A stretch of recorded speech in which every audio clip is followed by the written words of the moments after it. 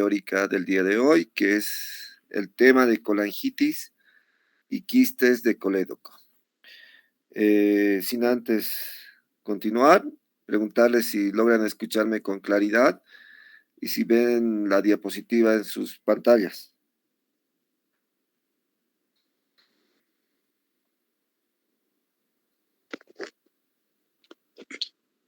Sí, doctor, se observa y se escucha.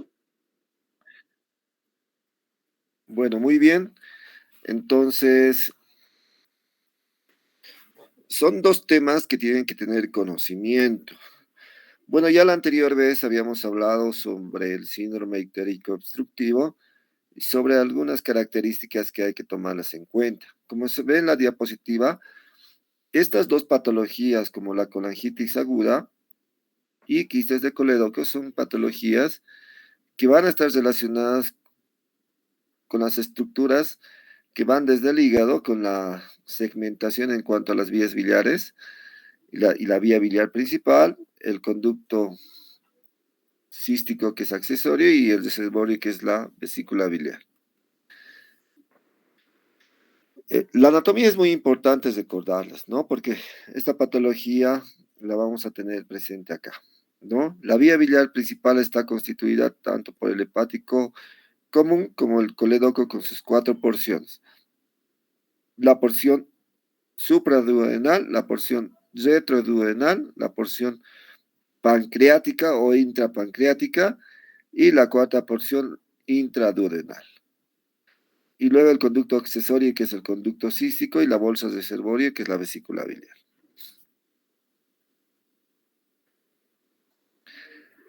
Nuevamente, recordarles, esto más que todo para denotar el cuadro clínico, los hallazgos clínicos y los hallazgos laboratoriales que vamos a encontrar en esta patología, ¿no? Que la bilirrubina, en cuanto al metabolismo de la bilirrubina, la metabolismo nuevamente viene de la degradación del glóbulo rojo, que se va a dividir en dos partes, la porción globina y la porción hemo. La porción hemo se va a convertir en biliverdina y esta va a ser transportada mediante proteínas, en este caso la albúmina, va a ser la bilirrubina indirecta o no conjugada. Esta, una vez que llega al hígado, se va a convertir o se va a conjugar mediante el ácido glicónico en la mayor parte de los casos. Luego va a pasar a la vía biliar como bilirrubina conjugada o bilirrubina directa. Y a nivel intestinal va a pasar a formar parte como urobilinógeno.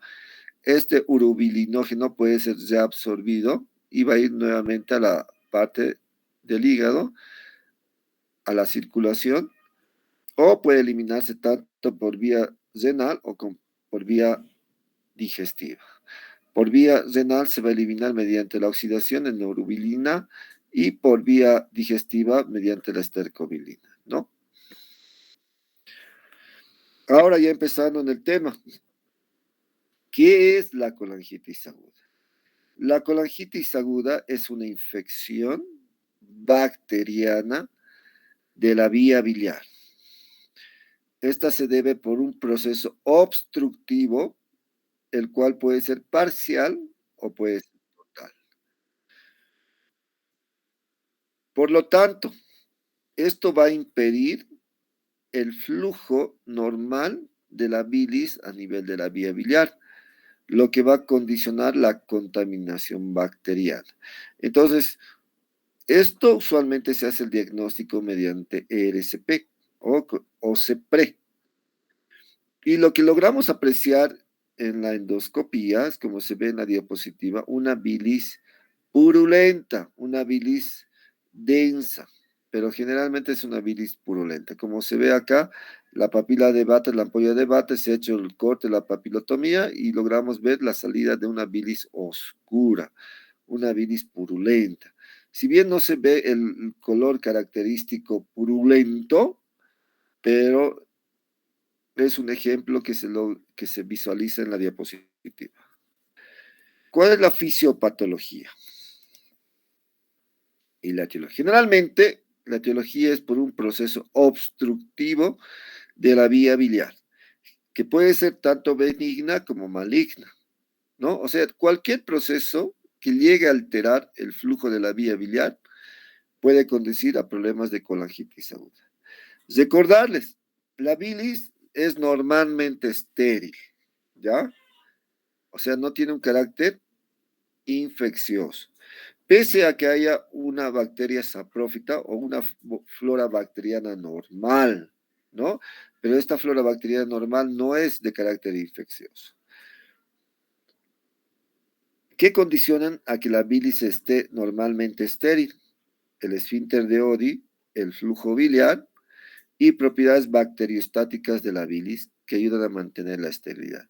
Cuando haya alteraciones en cuanto al esfínter de Oddi, ¿qué quiere decir el esfínter?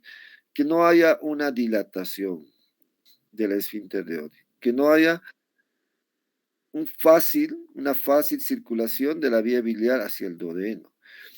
¿Qué procesos podemos tener en cuanto a estas alteraciones? Pueden ser problemas de cáncer, cáncer en el complejo ampular, cáncer en la segunda porción del duodeno, cáncer a nivel de la vía biliar o colangiocarcinoma, cáncer en la cabeza del páncreas, ¿no? Esto puede condicionar alteraciones a nivel del esfínter de Oddi. O alteraciones en cuanto al flujo biliar. Podemos mencionar ejemplos como la coledocolitiasis, puede ser presencia de cálculos a nivel de la vía biliar, pueden ser problemas neoplásicos como una infiltración neoplásica de cáncer de la vesícula biliar infiltrada hacia el colédoco. Y propiedades bacteriostáticas, o sea que las bacterias adquieren un carácter infeccioso. Si tenemos una cantidad normal de bacterias, cuando se altera el esfínter de Oddi y el flujo biliar, va a condicionar que estas bacterias exista una sobrepoblación, un sobrecrecimiento, lo que va a condicionar que estas bacterias que a un inicio no tenían carácter infeccioso, lleguen a tener un carácter infeccioso, ¿no? Entonces tenemos acá la obstrucción de la vía biliar, lo cual va a conducir las defensas antibacterianas, una disfunción inmune, un incremento de la colonización bacteriana. Las bacterias van a acceder al tracto biliar. Estas pueden ser por dos vías, pueden ser a partir de bacterias que ascienden a nivel del duodeno, lo que se conoce como colangitis ascendente, o por vía portal, ¿no? ¿Cuál es la importancia de esta enfermedad? Usualmente cuando uno tiene un problema infeccioso, por ejemplo, a nivel de la piel, a nivel de las extremidades, la solución de continuidad, si bien se va a infectar, los lugares que van a impedir que la infección no se disemine van a ser los ganglios regionales. Pueden ser a nivel de la axila, en el caso de las extremidades superiores. En el caso de la colangitis aguda, como es una infección de la vía biliar, no tenemos dentro de la vía biliar obstáculos inmunes que no permitan que las bacterias se diseminen. O sea, la bacteria va a llegar rápidamente al hígado, a nivel del hígado va a llegar a la circulación de las venas suprahepáticas, de las venas suprahepáticas van a ir a la vena cava inferior, y de la vena cava inferior a nivel cardíaco y a nivel sistémico, ¿no? Por eso es una patología que hay que ponerle importancia. Vamos a ver más adelante el cuadro clínico que va a llegar a presentar esta colangitis. Si bien la colangitis puede asumir varias formas, desde una afección leve o puede ser una afección grave que llega a comprometer la vida. Y esto se debe por una septicemia fulminante, o sea, una infección que va a ser de forma rápida. Se considera que en el cuadro clínico existen una tríada y una pentada en cuanto a los signos y síntomas. Cuando hablamos de una tríada, se conoce como la tríada de Charcot. La colangitis se va a caracterizar porque el paciente tiene fiebre, temperatura más de 38 grados centígrados, Dolor abdominal en el hipocondrio derecho es de vital importancia. No dice dolor en epigastrio, no dice dolor generalizado. El dolor debe ser en el hipocondrio derecho. Y la presencia de ictericia. Cuando nosotros tengamos estos tres acápites, dolor, fiebre e ictericia, vamos a hablar de un diagnóstico clínico de colangitis y lo vamos a catalogar como la triada de Charcot. Sin embargo, esta triada más que todo llega a presentarse en cuadros leves, pero cuando ya son cuadros graves, se van a sumar dos acápites más, lo que va a denominarse como la pentada de Raynaud. Estos dos acápites, aparte de la fiebre, dolor abdominal en hipocondrio derecho e ictericia, se van a sumar la septicemia o shock y la alteración de la conciencia del paciente. Cuando un paciente llegue a tener estos cinco acápites, o sea, la pentada de Raynaud, se considera que el paciente está crítico, se considera que el paciente está grave. Estos pacientes usualmente van a requerir manejo o tratamiento o ingreso en terapia intensiva. Aparte del diagnóstico clínico, nosotros debemos hacer un diagnóstico laboratorial y un diagnóstico por imágenes. ¿Qué vamos a tener presente en cuanto a alteraciones en los laboratorios? Comenzando desde lo más básico, desde la biometría hemática, vamos a encontrar datos de leucocitosis. La leucocitosis puede tener neutrofilia en casos leves, en casos graves puede tener desvío a la izquierda. Y aparte de los otros laboratorios de la química sanguínea como creatinina, glicemia, coagulograma, grupo sanguíneo, todo eso, debemos de tener las pruebas de función hepáticas. Y como ya hemos visto en la anterior teórica que dimos de síndrome ictérico, ¿qué va a caracterizar a estos pacientes? Aumento de las bilirrubinas, predominio de la bilirrubina directa o bilirrubina conjugada en relación a la bilirrubina indirecta. Vamos a tener pruebas de función de obstrucción de la vía biliar. En pruebas de función de obstrucción de la vía biliar vamos a tener la elevación de la fosfatasa alcalina, podemos también la gamma glutamil transpeptidasa elevada, o inclusive antes se utilizaba la medición del colesterol como una medición de obstrucción de la vía biliar. En cuanto a imágenes, lo que va a denotar que hay un problema en cuanto a la vía biliar, comenzando desde la ecografía, vamos a encontrar imágenes indirectas. Y la imagen indirecta y más frecuente es el aumento de diámetro de la vía biliar. Puede ser extrahepática como puede ser intrahepática. Cuando es extrahepática se considera aumento de más de 8 milímetros de diámetro. O datos directos, como la presencia de cálculos a nivel de la vía biliar, o la presencia de masas tumorales o deformaciones o imágenes quísticas, lo que se puede encontrar en la ecografía. La colangiografía, la colangioresonancia nos va a permitir valorar mejor la anatomía de la vía biliar.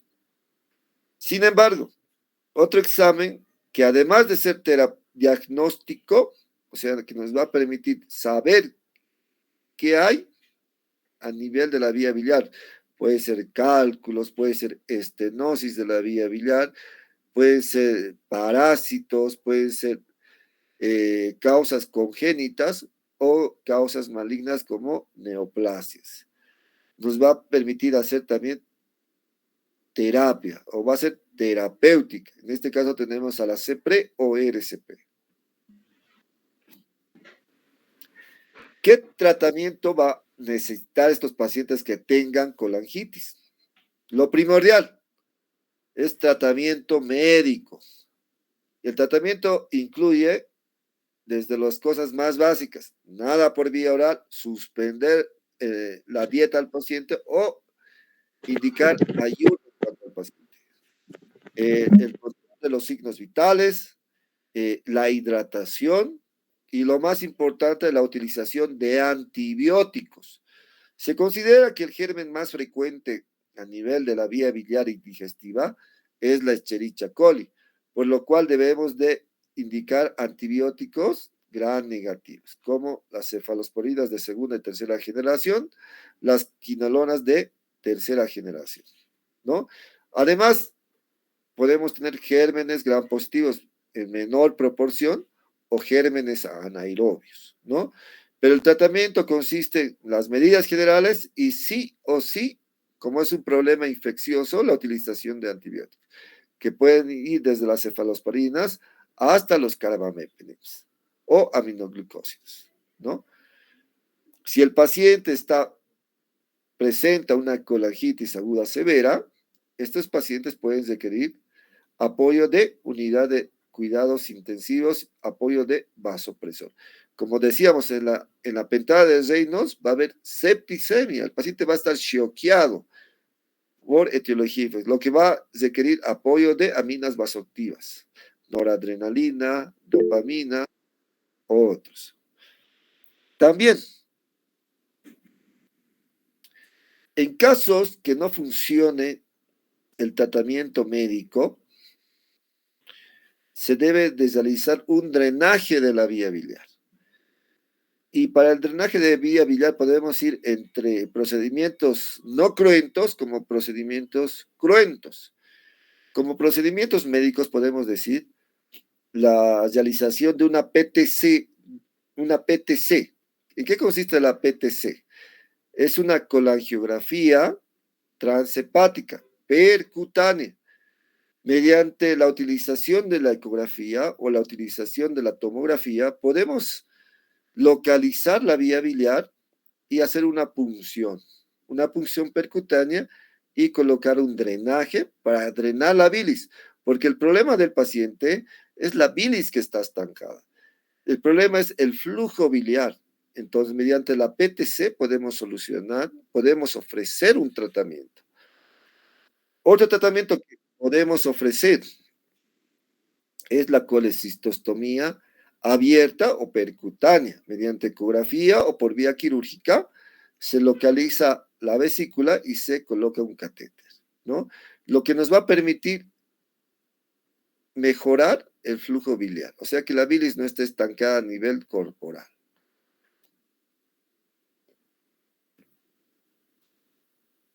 Otra patología que debemos de conocer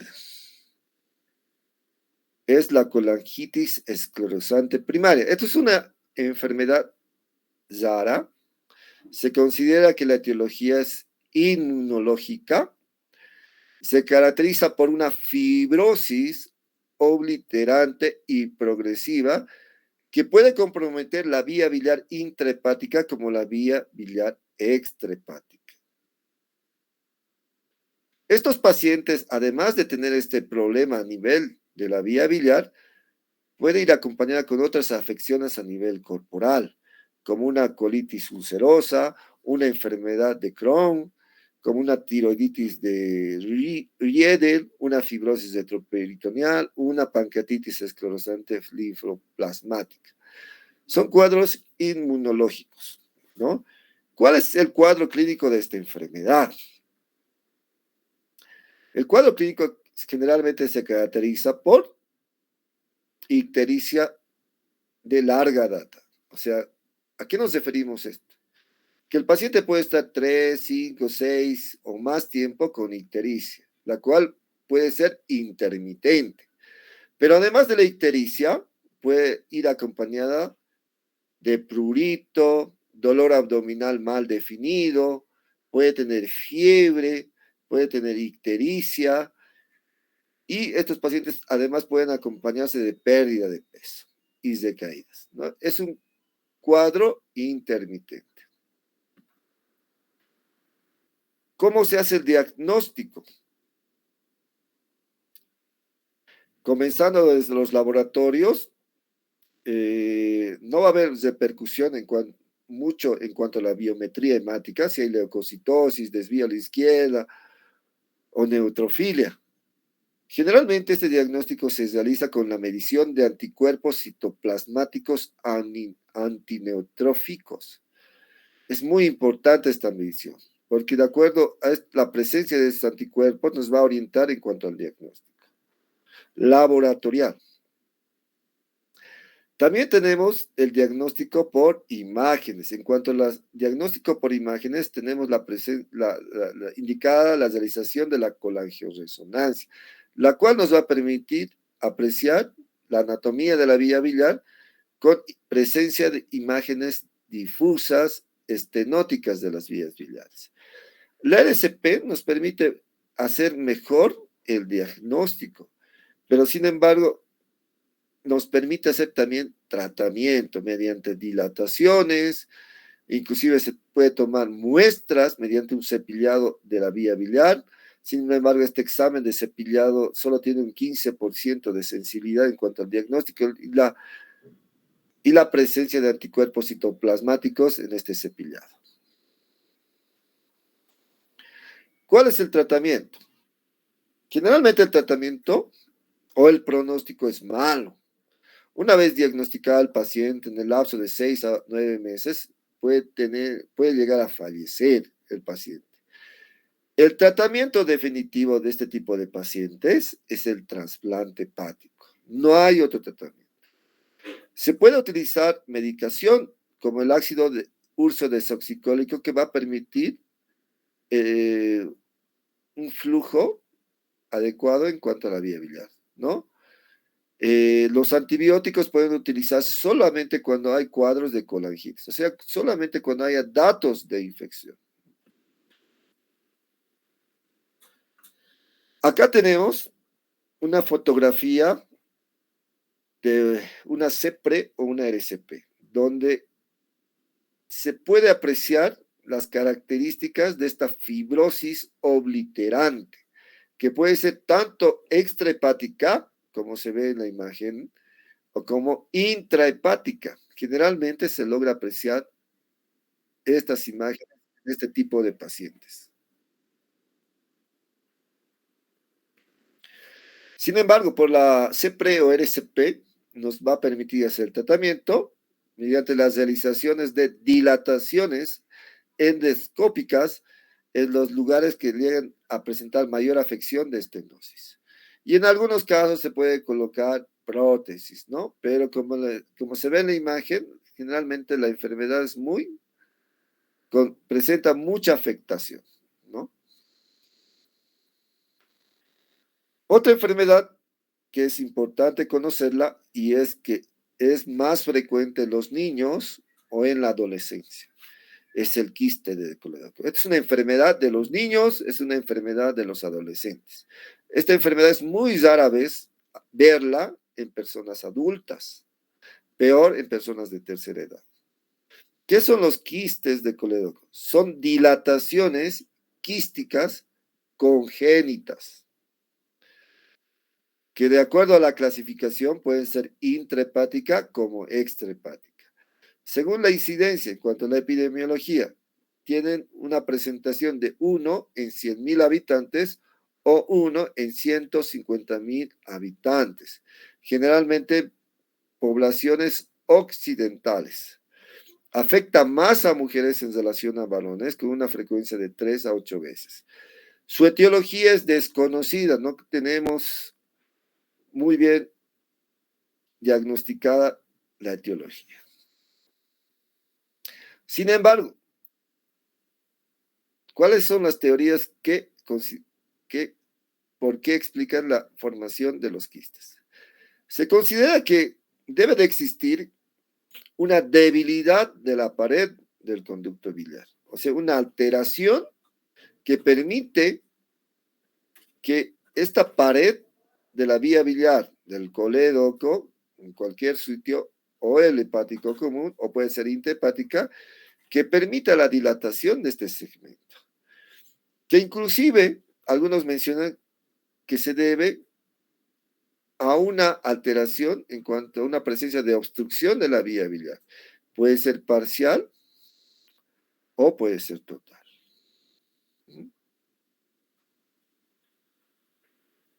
¿Y cuando hablamos de quiste de colédoco, debemos mencionar la clasificación de Todani. Todani es un autor que clasifica los quistes en 5. Se considera que el tipo 1 es el más frecuente, se presenta en el 80% de los pacientes. Y luego los demás se presentan en 5, 8, 10%, ¿no? Pero el que más se presenta es el tipo 1, ¿no? El tipo 1 es un quiste fusiforme de toda la vía biliar extrahepática. En el caso del tipo 2, es un verdadero divertículo en cualquier parte del colédoco. El tipo 3 es una dilatación a nivel del colédoco terminal. Otro nombre que se denomina es coledococele. El tipo 4A son múltiples dilataciones extrahepáticas e intrahepáticas. En cambio, el 4B son solo dilataciones extrahepáticas de la vía biliar. Por ejemplo, en este tipo 4B tenemos a nivel de la vía biliar y a nivel de la terminación a nivel del duodeno. En el caso del tipo 5 o enfermedad de Caroli, son dilataciones a nivel intrahepático. Es muy importante saber esta clasificación, de acuerdo al tipo, vamos a ofrecer un tratamiento. Por ejemplo, del tipo 1 son dilatación fusiforme del colédoco, 80-90% de presentación.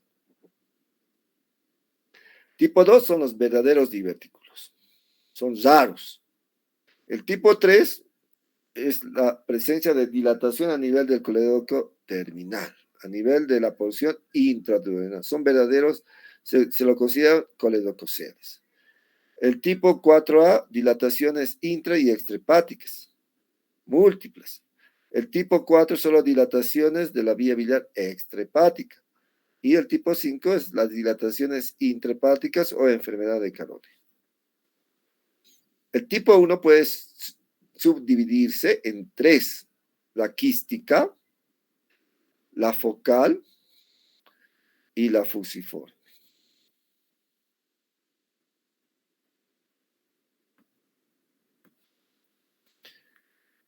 El tipo 2 es el diverticular en 2% de presentación. El tipo 3 es el coledococele, como se ve en la diapositiva.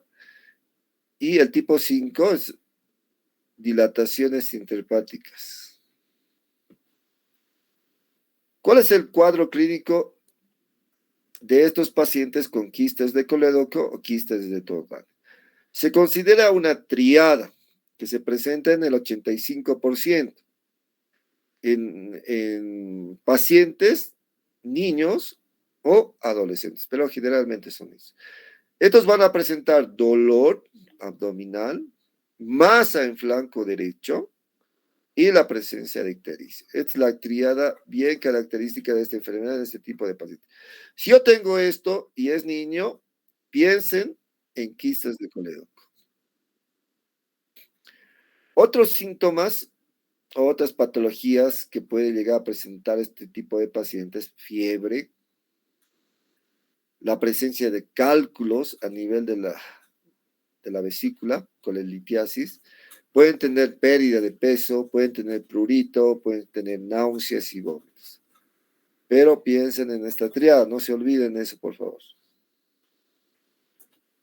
Eso es en cuanto al diagnóstico clínico. En cuanto a los laboratorios, como toda patología a nivel de la vía biliar extrahepática, vamos a encontrar, puede o no puede haber leucocitosis, puede o no puede haber leucocitosis con desvío a la izquierda, neutrofilia, puede ser normal. Lo que sí nos va a ayudar los laboratorios a señalar que hay un problema obstructivo de la vía biliar, con elevación de la fosfatasa alcalina, la elevación de las bilirrubinas y a predominio de la bilirrubina directa. Pero sin embargo, desde lo más básico de las imágenes con la ecografía, esta tiene una especificidad del 97% y lo que va a apreciarse es dilataciones quísticas de la vía biliar, no de la vesícula, por si acaso. Acá tenemos otro examen que nos va a ayudar es la tomografía. Como se ve en las imágenes, son dilataciones quísticas y uno podría pensar que son dilataciones a nivel de la cabeza del páncreas, ¿no? Pero son dilataciones que están en la vía biliar. Esta imagen está al revés, por si acaso, a no ser que sea un situs inversus. Pero aquí la dilatación ya es más grosera. La resonancia magnética, como se ve en las imágenes, son dilataciones pequeñas. Esto es un ejemplo que no es tan grosero como el anterior, ¿no ve? Aquí sí hay dilataciones bien claras. En cambio, en acá las dilataciones se visualizan poco en las imágenes, ¿no? Pero según el reporte es un tipo 1, es que quiere decir tipo 1 es fusiforme y se presenta 80-85% de los pacientes. En la RCP o CEPRE es la que mejor nos va a permitir valorar el diagnóstico de esta patología. Por ejemplo, acá hay la dilatación de todo el colédoco. Aquí hay un divertículo o un quiste tipo 2. Y aquí es un tipo 1. La primera y la tercera imagen es un tipo 1.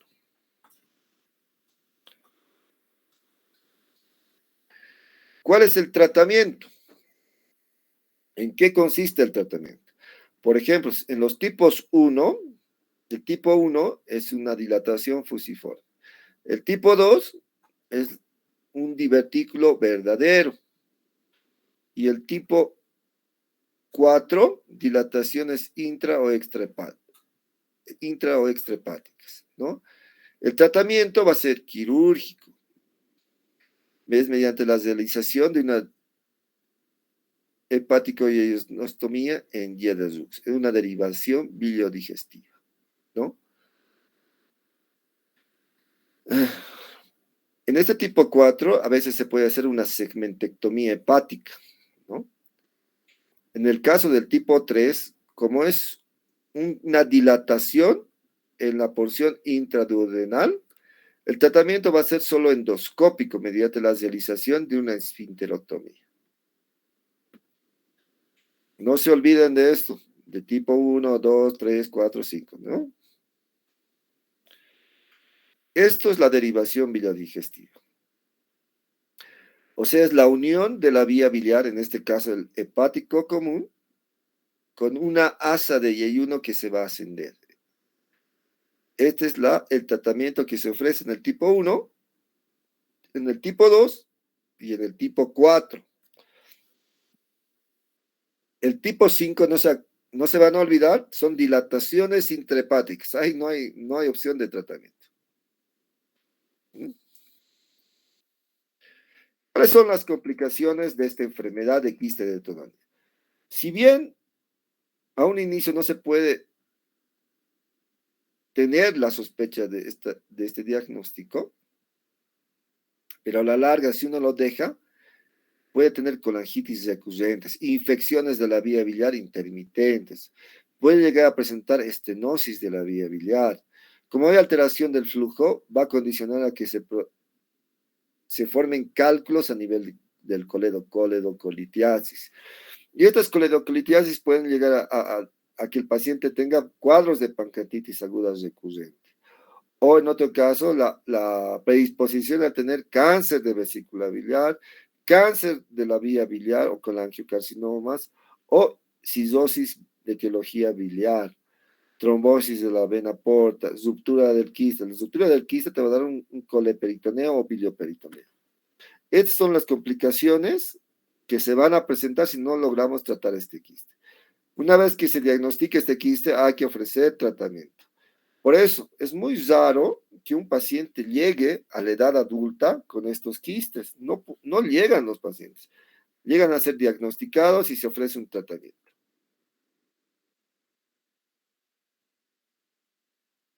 Bueno, eso es en cuanto a la clase teórica del día de hoy. No sé si tienen alguna pregunta o duda.